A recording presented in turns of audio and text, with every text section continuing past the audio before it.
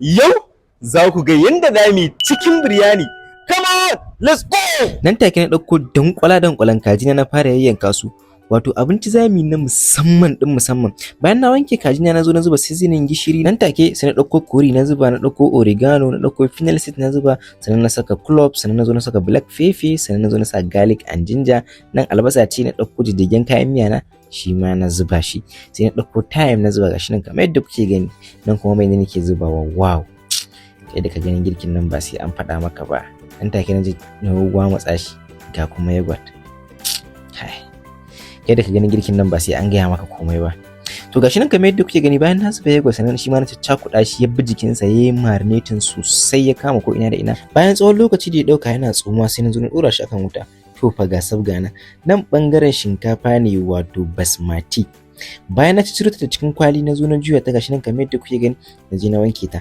Sai na zo na zuba mai gashi nan kamar yadda kuke, na sa lawashi, na sa garlic and ginger, sannan na ɗauko cinnamon da kuma cardamom na zuba, da kuma sauran duka kayan da muka yi amfani da su a baya. Wato mu fa kalar girkin mu in kana da ƙaramar cuta ma sai ta rabu da kai, saboda kalar kayan spice ɗin da muke amfani da su masu gina jiki da ƙara lafiya. Alhamdulillah. Sai na ɗauko bay leaf na zuba gashi nan kamar yadda kuke, na zo na zuba seasoning da sauransu. Alhamdulillah.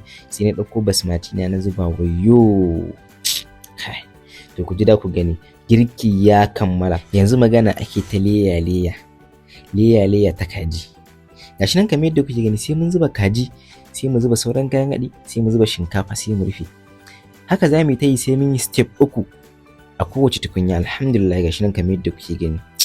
Sannan sai mu dan saka soyayya albasa da kuma ruwan saffron. Ya kuka gani dan Allah? Wannan parsley ne da Hausa shine lamsir. Wannan kuma cakwalle muka zuba mai, sai mu sauri mu rufe ya turara. Wani irin flavor ne yake tashi da kamshi idan aka yi hakan. To fa abinci ya yi ready gashi nan kamar yadda kuke gani, mun kwashe har mun fara zuba shi a cikin take aways. Ya kuka ga wayannan danƙwalan kajin, wayo Allah na.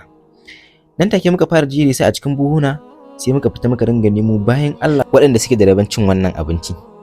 To fa muna dubawa ne, muna ba waɗanda muka san mun ba su wannan tabbas mun yi taimako.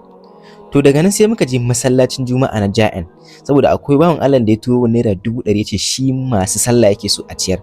To sai muka zo masallacin Juma'a, bayan da sallar Juma'a mutane muka bi na farfajiyar nan masallacin Juma'a, bayan da sallah muka dinga bi gashi ne, alhamdulillah muka dinga bi muna ba su abinci. Wato cikin wannan masallacin na Ja'en, kowa da yake cikin wannan masallacin alhamdulillah sai da muka bashi abinci, kowa da yake ciki, kuma da kuɗin da iba da kuma kuɗin ku da kuke tura muka haɗa muka yi wannan abu.